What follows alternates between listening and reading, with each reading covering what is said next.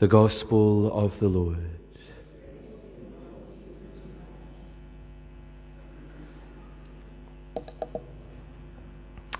So we continue our little series of homilies on the issues that we've faced in recent times. And yesterday I was speaking about the responsibility that we have for our own bodily life.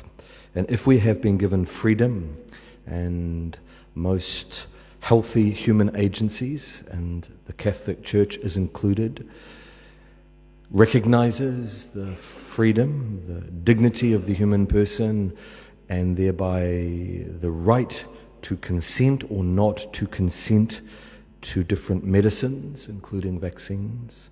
We must remember that our freedom has been given to us by God to serve the true good, not only the good of our own life, but the good of others who we love, the good of the community, and of course, the infinite good of God Himself.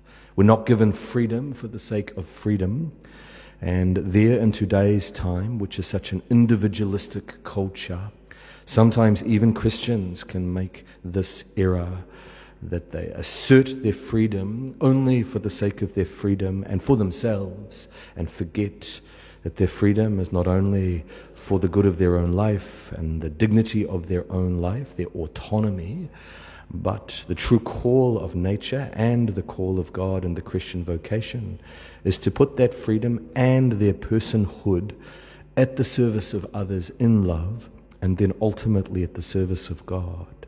And there, when it comes to my own bodily health and the health of my body, there are times, yes, when I either must risk my bodily health and my human life to be at the service of those who I love, including Christ. And there will be times when I must safeguard my human life for the sake of others that I love and for the sake of Christ. And discerning how that is done is, in fact, the very matter of the virtue of prudence. Prudence is a virtue that qualifies our practical intelligence to discern the right means by which I love myself and love my friends and love Christ. And of course, when it comes to loving Christ and others in my Christian life, I'm assisted also by the gift of counsel of the Holy Spirit that enlightens my natural prudence. And there, yes, it can be difficult. When must I risk my life for the sake of the ones that I love? Jesus says, no greater love has a man than to lay down his life for his friends. So there can be times where I must indeed lose my human life for the sake of others that I love, and ultimately for Christ, and we call them martyrs. And there can be other times when I must indeed safeguard my life for the sake of the ones that I love, including Christ. And when it comes to looking at medicines, we were talking about them yesterday, and this includes various vaccines.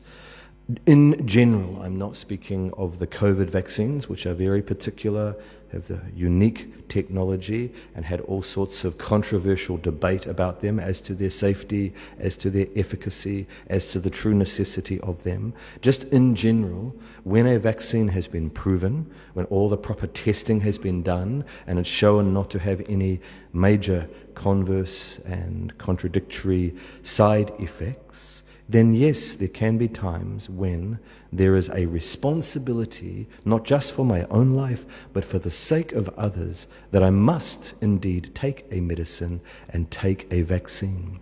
And that, my brothers and sisters, becomes then a responsibility for the sake of others, the common good, in other words, in the community, and even a responsibility in charity. And there it becomes very obvious when we see a vaccine that might be very efficacious against a disease that can harm children, like measles or mumps or rubella. I'm not talking about whether the vaccine might be tainted by abortion cooperation. That is another topic for another day. But if a vaccine is proven to be efficacious and safe, then there is a responsibility in the community to take such medicines, not only for the good of one's own life, but for the good of the lives of others. And that is indeed a community responsibility. The Church has been very clear on this. Now, of course, Not every medicine has the same level of necessity, and we were speaking about that a bit yesterday. When it comes to pain relief, of course, I can say no to certain things, and certain lesser medicines I can say no to, and it is not necessarily risking my health inordinately, and it is not risking the health of others inordinately. But there can be diseases which are seriously dangerous for the life of the community, cause serious harm, maybe especially to children. And thereby I do indeed have a responsibility to not only look at my own health in an individualistic way, but to consider the health of others in the community. And today, even among Christians, at times I've noticed there's a lack of understanding of this responsibility for the common good because of the individualistic times in which we live. And, of course, people are concerned about the dominance of politics, of socialism, and risking and losing a certain personal good at the service of the community. And when that's in wrong order, yes, we do indeed enter into a type of communism, where the party and the common good seems to subordinate my personal good, and there I risk losing my dignity. And that's indeed a danger and has occurred in the 20th century. But the other end of that scale is where I place my personal good in such an isolation that I'm not interested in the good of others. And that's a major danger in the West today also, in the individualism of our time. And to assert my freedom, assert my rights, assert my dignity without considering the good of others. And there, my brothers and sisters, we find many people, not just when it comes to medicines, but in general in our communities and societies today, that are only looking at themselves and their personal goods and are not interested in the life of the community. We've lost this dimension in the West very much today.